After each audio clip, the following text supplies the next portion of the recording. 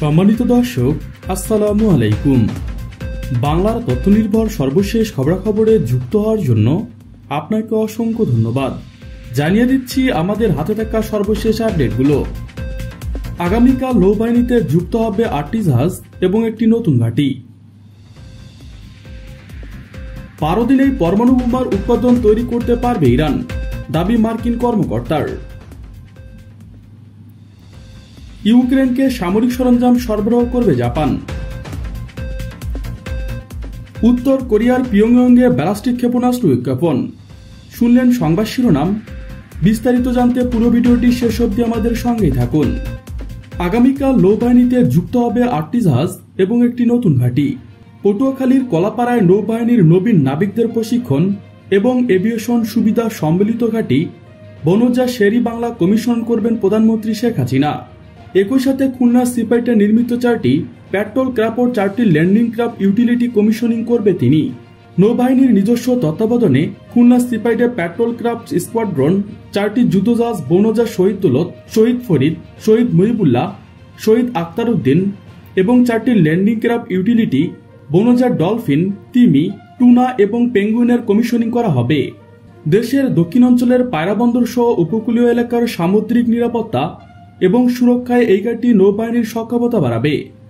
পাশাপাশি নৌ সদস্যদের যুগোপযোগী প্রশিক্ষণ কার্যক্রমে গুরুত্বপূর্ণ ভূমিকা পালন করবে। সামুদ্রিক সম্পদ রক্ষায়, বিশেষ করে উপকূলীয় এলাকার দেশীয় এবং বিদেশে ব্যবসা বাণিজ্য নিরাপত্তায় একটি বিশেষায়িত স্থায়ী ঘাঁটির গুরুত্ব বিবেচনায় ফোর্সেস গোল 2030 বাস্তবায়নে এই ঘাঁটি নির্মাণের উদ্যোগ নেওয়া হয়। 12 দিনেই পরমাণু বোমা উৎপাদন করতে পারবে ইরান, এমনটাই দাবি করেছেন মার্কিন কর্মকর্তা। ইরান পরমাণু অস্ত্র তৈরিতে সক্ষম কিংবা গোপনে অস্ত্র তৈরি করছে এমন কথা প্রায়শই শোনা যায়। তবে কি পরমাণু অস্ত্র তৈরি করছে দেশটি? এ প্রশ্নের উত্তর মেলে না।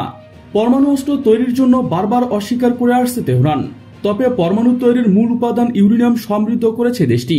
এবার খোদ এক মার্কিন কর্মকর্তা ইরানের পরমাণু অস্ত্র নিয়ে বিস্ফোরক মন্তব্য করেছেন। তার মতে, পরমাণু অস্ত্রের উৎপাদন মাত্র 12 দিনে তৈরি করতে পারবে ইরান। এক প্রতিবেদনে এমনটি জানিয়ে দিয়েছেন লন্ডন ভিত্তিক সংবাদ সংস্থা রয়টার্স। গতকাল যুক্তরাষ্ট্রের প্রতিরক্ষা ডিপার্টমেন্টের এক ঊর্ধ্বতন কর্মকর্তা বলেন, পরমাণু বোমার উৎপাদন মাত্র 12 দিনে তৈরি করার সক্ষমতা আছে ইরানের। 2015 সালে যুক্তরাষ্ট্র, রাশিয়া, যুক্তরাজ্য, চীন, ফ্রান্স, জার্মানির সঙ্গে পরমাণু চুক্তি সই করেছিল ইরান। ওই সময় পরমাণু বোমার উৎপাদন তৈরি করতে 1 বছরের বেশি সময় লাগত তেহরানের। ইরানের সঙ্গে হওয়া পরমাণু চুক্তি থেকে 2018 সালে বেরিয়ে আসছে যুক্তরাষ্ট্র। তবে সম্প্রতি সময়ে সেই চুক্তিতে ফিরতে যেতে তোড়জোড় করছে বাইডেন প্রশাসন। এ নিয়ে রিপাবলিকানদের নিয়ন্ত্রণে থাকা হাউস অব রিপ্রেজেন্টেটিভ তর্ক বিতর্ক চলেছে গতকাল। ঠিক সেই সময়ে যুক্তরাষ্ট্রের প্রতিরক্ষা নীতিমালা বিষয়ক আন্ডার সেক্রেটারি কলিন কাউনে মন্তব্য করেন। নিম্নকক্ষের আইন প্রণেতাদের উদ্দেশ্য করে প্রতিরক্ষা ডিপার্টমেন্টের 3য় পজিশনে থাকা কলিন কাউন বলেন, ইরানের পরমাণু কর্মসূচি বিষয়ক joint comprehensive plan of action JCPOA চুক্তি থেকে আমরা বের হওয়ার পর তারা ব্যাপক অগ্রগতি করেছেন। 2018 সালে আমরা যখন জেসিপিএ থেকে বের হই তখন তাদের নতুন পরমাণু বোমার উৎপাদন তৈরি করতে 1 বছর সময় লাগত, কিন্তু এখন এই উৎপাদন তৈরি করতে তাদের 12 দিন সময় লাগে। কলিন আরও বলেন, আমি মনে করি কূটনৈতিকভাবে তাদের বাধা দিতে হবে। বর্তমানে এটি সবচেয়ে ভালো পথ, কারণ এছাড়া অন্য কোনো রাস্তা খোলা নেই।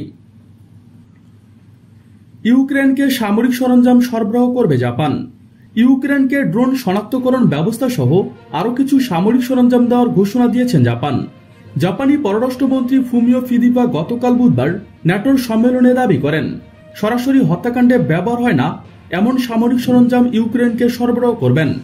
জাপান সরকার এর আগে বলেছিল, জাপানের সংবিধান অন্য কোনো দেশে সামরিক অভিযানে অংশ নেওয়ার অনুমতি দেওয়া হয়নি এবং গত কয়েক দশক ধরেই টোকিও শান্তিপূর্ণ নীতি অনুসরণ করছেন।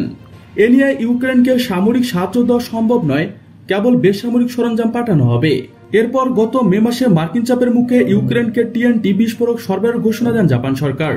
ইউক্রেনের প্রেসিডেন্ট ভলাদিমির জেলেনস্কি যুদ্ধ শুরুর পর থেকে বিশ্বের বিভিন্ন দেশের কাছ থেকে অস্ত্র সহযোগিতা নিয়ে আসছেন। এর মধ্যে ইউরোপ এবং আমেরিকা কোটি কোটি ডলারের অস্ত্র ইউক্রেনকে সরবরাহ করেছেন।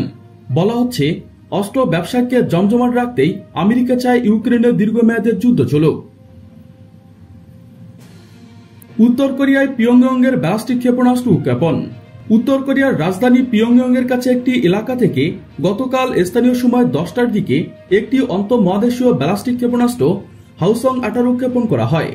জাপানের মতে ক্ষেপণাস্ত্রটি 6000 কিলোমিটার বেশি উচ্চতায় পৌঁছেছিল এবং জাপান ও দক্ষিণ কোরিয়ার উভয়ের মতে এটি উৎক্ষেপণের 74 মিনিট পর ক্ষেপণাস্ত্রটি পৃথিবী বায়ুমণ্ডল ভেদ করে প্রায় 1000 কিলোমিটার দূরের লক্ষ্যবস্তুতে আঘাত করে। জাপানের প্রতিরক্ষা মন্ত্রণালয় বলেছে এটি হচ্ছে এখন পর্যন্ত উত্তর কোরিয়ার ক্ষেপণাস্ত্রের দীর্ঘতম ফ্লাইট। ক্ষেপণাস্ত্রটি উৎক্ষেপণের আগে 31টি ন্যাটো দেশ ভিলনিয়াস সামিট কমিউনিটি জারি করেছেন, যেখানে তারা উত্তর কোরিয়াকে তার পারমাণবিক অস্ত্র কর্মসূচি সম্পূর্ণ পরিত্যাগ করার এবং বারবার সংলাপের প্রস্তাব গ্রহণ করার জন্য আহ্বান জানিয়েছেন। অন্যদিকে জাপানের প্রধান মন্ত্রী পরিষদ সচিব হিরোজিং মালতুল বলেছেন টোকিও অবিলম্বে বেজিংয়ে অবস্থিত তার দূতাবাসের মাধ্যমে উত্তর কোরিয়ার বিরুদ্ধে একটি শক্তিশালী প্রতিবাদ জানিয়েছেন। এ ধরনের ব্যালিস্টিক ক্ষেপণাস্ত্র জাতিসংঘের নিরাপত্তা পরিষদের একাধিক প্রস্তাব লঙ্ঘন করে। মার্কিন ড্রোন কাণ্ড, ন্যাটো শীর্ষ সম্মেলন এবং আগামী সপ্তাহে মার্কিন দক্ষিণ কোরিয়া নিউক্লিয়ার কনসালটেশন গ্রুপের একটি উদ্বোধনী বৈঠকের প্রক্রিয়া হিসেবে ক্ষেপণাস্ত্রটির পরীক্ষা চালিয়ে যেতে পারবেন। মার্কিন ড্রোন ও গোয়েন্দা বিমান আগামী সপ্তাহে মার্কিন দক্ষিণ কোরিয়া নিউক্লিয়ার কনসালটেশন গ্রুপের বৈঠকে কিম এবং তার বোন কিম ইয়ং জুন উত্তর কোরিয়ার বাহিনী স্পষ্টভাবে দৃঢ়ভাবে প্রতিক্রিয়া জানাবে যদি মার্কিন যুক্তরাষ্ট্র আবার তার অর্থনৈতিক অঞ্চলে প্রবেশ করে।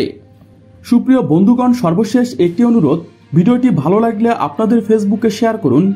বাংলার তথ্য নির্ভর খবরাখবর পেতে চ্যানেলটি সাবস্ক্রাইব করতে একদমই ভুলবেন না। আজকের মতো এ পর্যন্ত, দেখা হবে পরবর্তী ভিডিওতে। Thanks for watching my video. আল্লাহ হাফেজ।